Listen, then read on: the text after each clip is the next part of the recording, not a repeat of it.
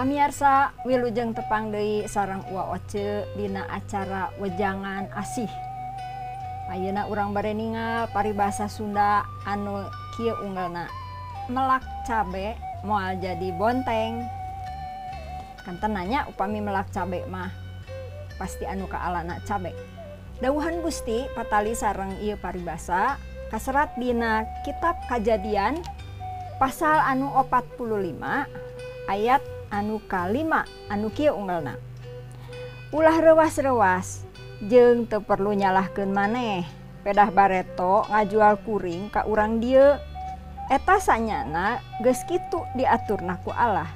Kumantena kuring dikirim ti heula ka dieu sangka numbu umur aranjeun. Ieu teh kecap anu didugikeun ku Yusuf ka raka-rakana. Nuju alit Yusuf dipikangewa ku raka-rakana. Tapi Yusuf tetap handap asor. Yusuf dijual ka Mesir ku raka-rakana. Di Mesir anjeunna dipitenah ku urang Mesir. Dugi ka anjeunna digebruskeun ka panjara. Di panjara anjeunna dipopohokeun ku batur sapanjara. Anjeunna teras ngalaman kahirupan anu henteu raos, tapi anjeunna tetep handap asor. Anjeunna henteu ngewa, anjeunna henteu gaduh niat bade ngabales. Sabab anjeunna mah handap asor. Anu kapelak dina hirupna, dina sifatna nyaeta sifat handap asor. Saterasna kahirupanana handap asor. Saur Yusuf tadi ulah sieun pedah atos nyababkeun anjeunna dugi ka tiasa aya di Mesir. Kumargi Yusuf yakin yen eta sadayana tos janten rarancang Gusti. Sanaos Yusuf dipikangewa, sanaos anjeunna dipitenah, anjeunna tetep handap asor. Henteu aya niat ngabales. Sanaos anjeunna tos janten pajabat nyepeng kalungguhan di nagara Mesir, anjeunna tetep handap asor.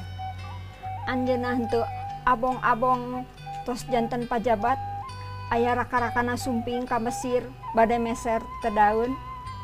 Anjeunna henteu janten unggah adat. Anjeunna tetep handap asor. Anjeunna gaduh sifat handap asor kumargi anjeunna taat ka Gusti. Sifat Yusuf handap asor sikap anu dipikamanah ku Gusti. Numawi ku Gusti teras disarengan. Yusuf yakin kumargi anjeunna yakin yen eta aya rarancang Gusti. Yusuf yakin yen anjeunna aya di Mesir teh kumargi tos aya rancangan Gusti ti dituna. Sikap Yusuf sifatna anu handap asor moal janten adigung dumeh geus jaya, dumeh tos janten tos nyepeng kalungguhan teras dicepeng. Sakali anjeunna handap asor, anjeunna moal adigung. Pamugi ieu sifat Yusuf oge tiasa ditulat ku urang. Urang diajar handap asor. Sanaos ku batur dipikangewa, sanaos ku batur dipikageuleuh, dumeh urang andut ka Gusti, sawios handap asor. Eta sikap anu dipikamanah ku Gusti. Pamugi urang sadaya tiasa nulat sikap Yusuf anu handap asor supados urang tiasa hirup kamanah ku Gusti. Tiasa janten berkah kangge jalmi sakurilingeun urang, kangge dulur-dulur urang anu masih keneh peryogi ka asih. Mangga para wargi urang pungkas wejangan asih dinten ieu urang ngadoa sasarengan.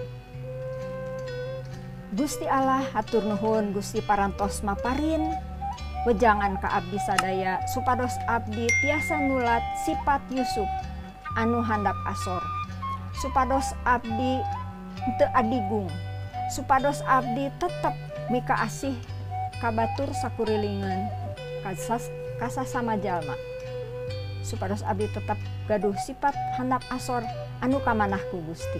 Hatur nuhun Gusti, abdi nyanggakeun ieu panada kalayan syukur mung dilebet asmaning Gusti Yesus Kristus. Amin. Gusti ngaberkahan para pamirsa sadaya.